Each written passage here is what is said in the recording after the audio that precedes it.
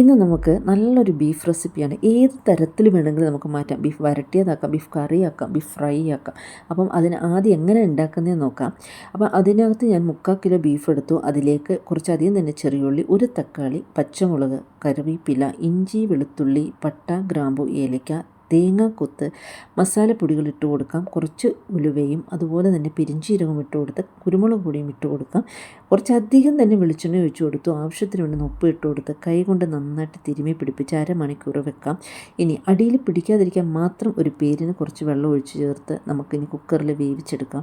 വേവിക്കുന്ന സമയത്ത് ബീഫിൽ നിന്ന് ഇറങ്ങുന്ന ചാറാണത്. അപ്പോൾ അതിനെ ആദ്യം ഒന്ന് നമുക്ക് വറ്റിച്ചെടുക്കണം.